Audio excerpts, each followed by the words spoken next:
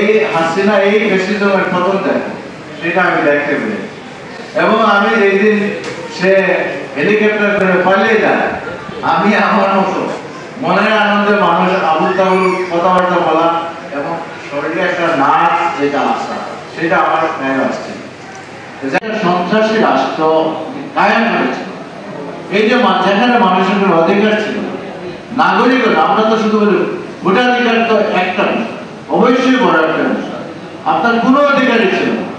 আপনার একটা মেয়ে, একটা সন্তান, সে একটা নির্বিঘ্নে রাস্তা পার হয়ে স্কুলে কলেজে যাবে, সেখানে দেখবেন যে তাদেরই দোষরা, আপনি খুঁজতে দেখেন তাদের দোষরা।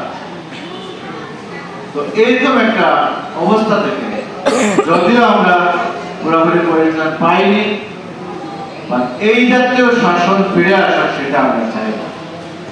যাই হোক, এই যে ভিতরে যে আকাঙ্ক্ষা ছিল যে এই হাসিনা এই ফ্যাসিজমের পতন দেখে সেটা আমি দেখতে পেরে, এবং আমি যেদিন সে হেলিকপ্টার করে পালিয়ে যায়, আমি আমার মতো মনের আনন্দে মানুষ আবুল তাবুল কথাবার্তা বলা এবং শরীরে একটা নাচ যেটা আসা সেটা আমার গায়ে আসছে।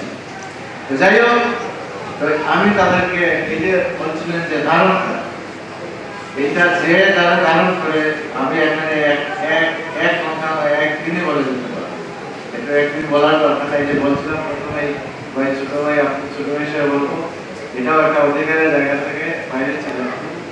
আমি প্রবেশের সময় বলছিলাম আমি এদিকে বসি, দুটা মন্তব্য শোনেন নাই।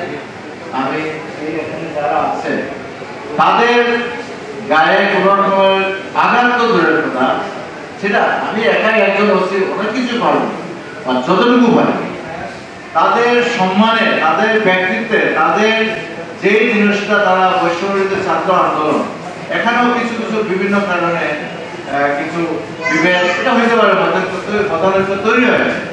তাদেরকে একজুট করে তাদের যাতে কোনো দুর্নাম না আসে, দুর্নামে না হয়, তাদেরকে আমি ওখানে অসীম চেয়ারে না অভিযোগ দিয়া আছে, এই যে এরা আছে তারা যায় না। আমি আবার এখানে এই উদ্দেশ্যে বলতেছি না যে আমি নিয়ে যাচ্ছি, সাফাই যাচ্ছি, আসলে আমার এটা আগে ফিরে এসে। যাই হোক, আমি যেটা বুঝি এটা বলার উদ্দেশ্য হলো এই আপনারা যারা এই জুলাইয়ে আন্দোলনে ছিলেন, আজকে একজন সন্ত্রাসী সেই লুটপাটকারী নেতা যদি আসে, কত লোকের লুটারেন না, ওইটা বিষয় না, ওইটা যাই হোক বুঝতে হবে আপনার কোয়ালিটি কিন্তু এক নম্বর একজনই হবে, দুই নম্বর দুইজন থেকেই হবে, হাজার হাজার সেটার হিসাব নেই। এই আওয়ামী লীগের সরকার, আওয়ামী লীগ সরকারের বেশি সরকারের বিরুদ্ধে প্রথম যারা দাঁড়িয়েছিল তারা কি লক্ষ লক্ষ দাঁড়িয়েছিল? লক্ষ লক্ষ দাঁড়ায়নি। আমি এইভাবে আমি সাহস দেব, এই আপনারা দুইজন চারজন ওনার যেই হন, আপনারা দেশকে যারা এই আন্দোলনে ছিলেন, তাদের আপনারা যারা পরিবারবর্গ আছেন, এখন আপনারা যারা আছেন, এটা পরম শক্তি নিয়ে আপনারা আপনাদের যেই জন্য আপনারা এই আন্দোলন করেছেন ফ্যাসিজমের উত্থানের জন্য, এটা আপনারা চালিয়ে যাবেন।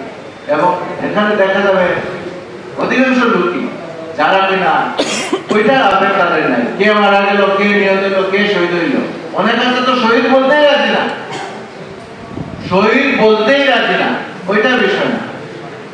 তারা তাদের হিসাব হইল স্বার্থের হিসাব, স্বার্থ হইলে তারা আছে, হাজার হাজার লোক চলে আসে।